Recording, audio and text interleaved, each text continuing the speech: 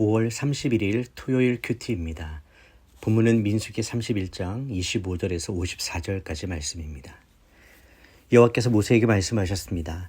너와 제사장 엘르아살과 회중의 가문의 우두머리들은 포로든 가축이든 모든 전리품의 수를 세어라. 그리고 그 전리품을 전투에 참가했던 군사들과 나머지 회중에게 절반씩 나눠주어라. 전투에 참가했던 군사들에게서 사람과 소와 나귀와 양의 500분의 1을 여호와의 몫으로 거두어라.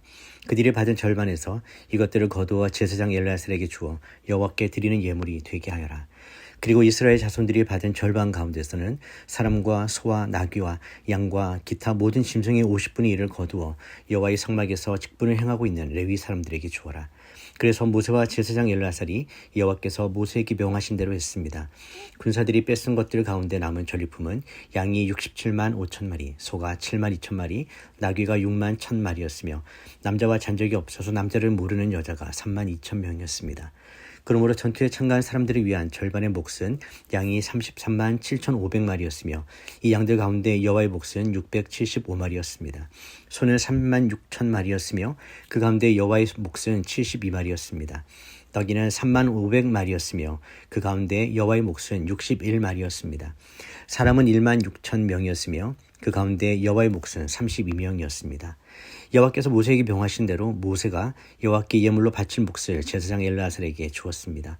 모세가 싸우러 나간 사람들로부터 이스라엘 자손들의 몫으로 따로 떼어놓은 절반, 곧 회중의 몫인 절반은 양이 33만 7,500마리, 소가 3만 6천 마리, 나귀가 3만 500마리였으며 사람이 1만 6천 명이었습니다.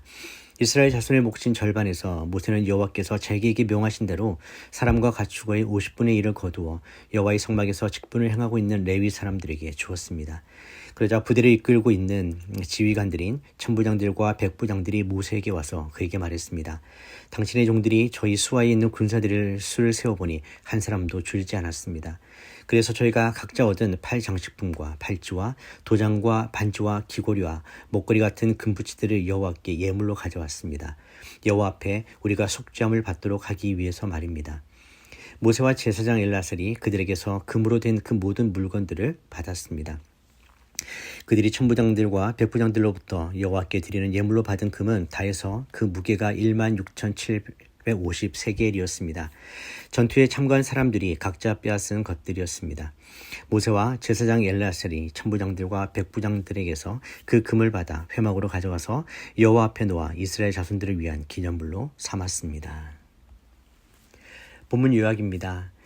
미디안과의 전쟁이 끝난 후 하나님은 전리품의 분배에 대해 모세와 엘르아살에게 구체적인 지침을 주십니다.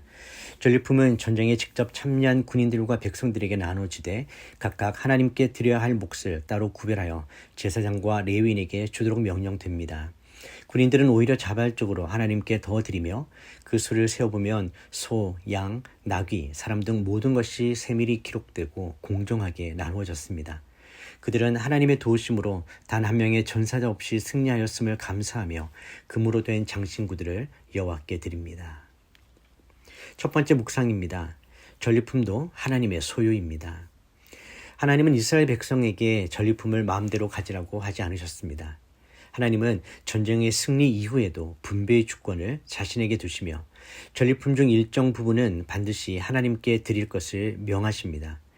이 명령은 단지 의무적인 헌납이 아니라 이스라엘에게 승리는 너희 손에 의한 것이 아니라 여호와께 속한 것임을 각인시키기 위한 신앙 교육이었습니다. 하나님은 단순히 우리에게 축복을 주시는 분이 아닙니다. 그분은 축복 자체인 주인이십니다. 물질, 건강, 시간, 관계, 재능 등 우리가 가진 모든 것이 하나님의 은혜에서 나왔음을 인정하는 삶, 그것이 바로 하나님 나라 백성의 삶입니다. 전리품은 우리가 일해서 얻은 것이기도 하지만 동시에 하나님께서 허락하신 결과입니다. 그러므로 그것을 다시 하나님께 드리는 것은 우리의 소유권을 주장하는 것이 아니라 하나님의 소유권을 인정하는 행위입니다. 복음의 관점에서 볼 때 우리는 그리스도 안에서 구원이라는 가장 큰 전리품을 받은 자들입니다. 그러나 그것은 우리의 공로가 아니라 오직 예수 그리스도의 희생과 승리를 통해 얻은 은혜입니다. 그러므로 우리는 날마다 그 은혜를 기억하며 삶의 모든 영역에서 그분께 드려야 합니다. 예배와 재물뿐 아니라 우리의 시간과 열정, 계획과 꿈까지도 하나님의 것임을 고백하고 살아가야 합니다. 적용 질문입니다. 지금 내 삶의 전리품을 누구의 것으로 여기며 살아가고 있습니까?